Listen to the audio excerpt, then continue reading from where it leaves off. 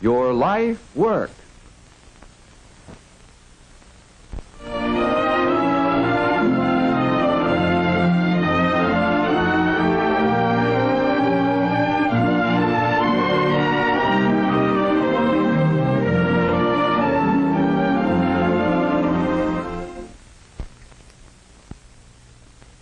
If a lump of calcium carbide is dropped into water, bubbles of gas will rise.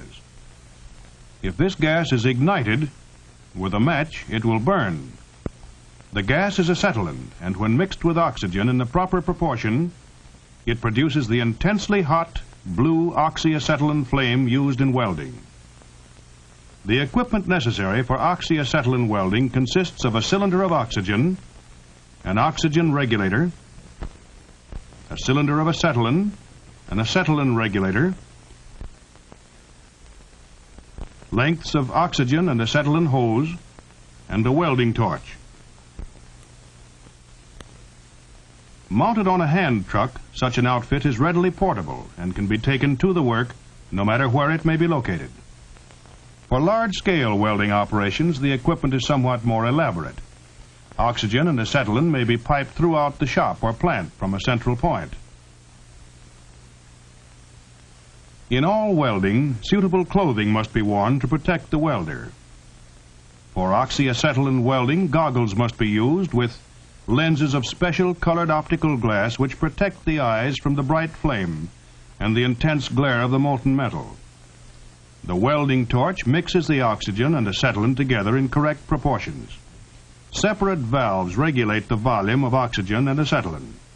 In lighting the torch, the acetylene valve is first opened slightly, and a friction lighter which strikes a spark is used. The oxygen valve is then opened, and the mixture of oxygen and acetylene adjusted. Because the temperature of the flame can be varied to suit the type of work, the oxyacetylene welding process is a very valuable one. The pieces of metal to be welded together must be prepared properly so they are free of any foreign matter. They are held in position with due allowance for shrinkage. When the flame is passed over the edges, the metal is quickly heated to a plastic stage. The welding operator uses a welding rod of metal similar to that being welded. The metal from the rod is melted into the joint, thus fusing the parts into one solid piece. The easiest welding position is where the work can be laid out flat. However, when overhead or vertical welds are made, the temperature of the metal must be controlled very carefully, for if it is too high, the weld may sag or drop out. The first-class welding operator must be able to weld work in any position, and he must be able to weld all materials. Many various metals can be welded, and welding is not only a trade in itself, but a part of nearly all occupations in which metal is used, including sheet metal work, boiler making, and steam fitting. The welder often uses oxyacetylene flame for cutting iron and steel, employing a cutting torch. This is similar to the regular torch, but it has an extra valve, operated by the thumb or finger, which controls a stream of pure oxygen.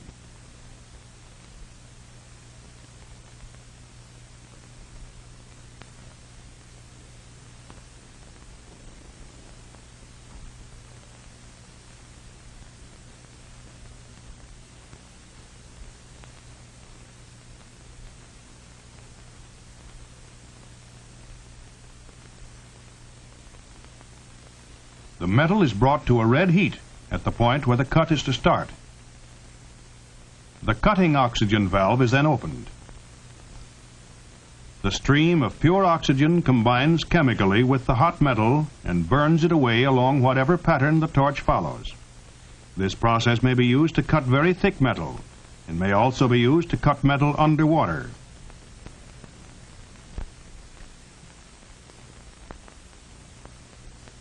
Spot welding is one example of the type of electric welding known as resistance welding. One of its important uses is that of joining sheet metal together. The spot welder is a machine with two copper electrodes. The sheet metal to be welded is placed between the points of the electrodes and the current is turned on. The resistance of the sheet metal to the electric current, which passes between the electrodes, causes it to heat quickly to the fusion point, and pressure on the electrodes squeezes the metal together. Other types of resistance welding are similar in nature.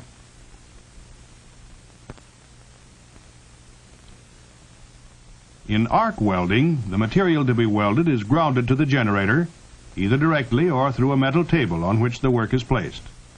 The electric current is transmitted to the rod holder through a heavy cable. Touching the rod to the work completes the circuit and causes a spark, or arc.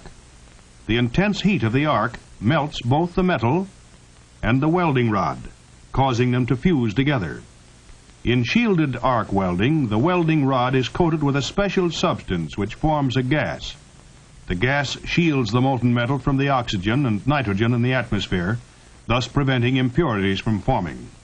A weld of high quality is the result. When it is unnecessary to add metal to the joint, only the metal being welded is melted, and a carbon rod or electrode which does not melt is used. The mask worn by electric welding operators protects the face as well as the eyes. The electric arc gives off ultraviolet rays, so there must be no bare skin exposed, and clothing must be worn which will protect the operator from burns. Proper ventilation is necessary for all indoor welding.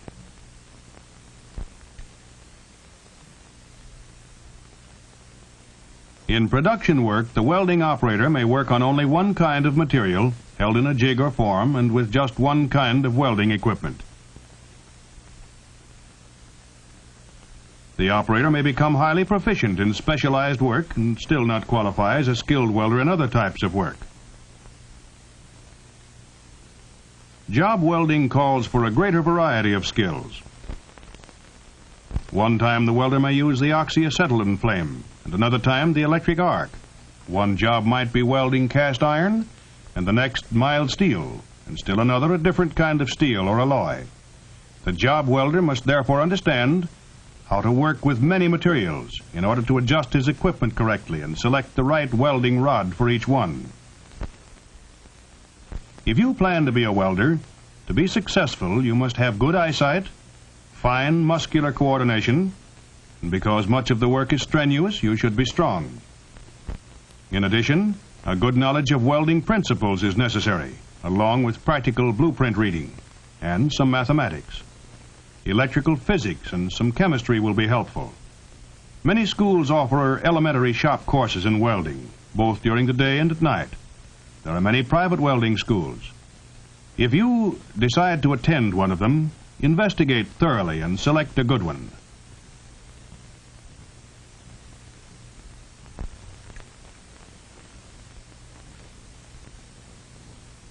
Many machine parts which used to be cast as one piece are now welded from steel plates.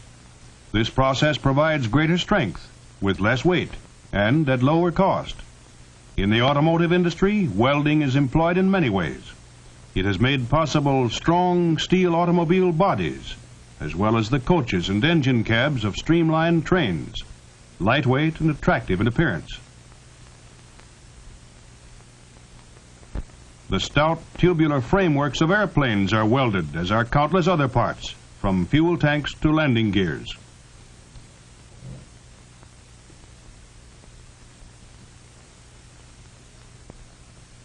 Such welding is carefully inspected, and if you choose welding as your life work, it will be worth your while to work hard to qualify yourself as an inspector.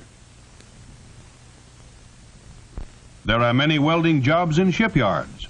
Large hull sections can be welded together in shops, then hauled and hoisted to the ways and welded into a complete hull.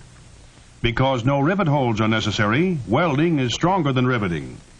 Weight, which can be saved by using lighter plates and by eliminating rivets, increases the ship's carrying capacity. Members are welded in constructing large buildings, skyscrapers, bridges, and other engineering projects in place of riveting them. If you like outdoor work, this offers an interesting job in the welding field, as do many other types of job welding. Pipeline welding should also interest you. Welding crews travel across the country, welding lengths of pipe together. This work, too, is carefully inspected. and you will have to pass special welding tests before you can do pipeline welding, or weld any other high-pressure equipment, such as steam pipes or boilers.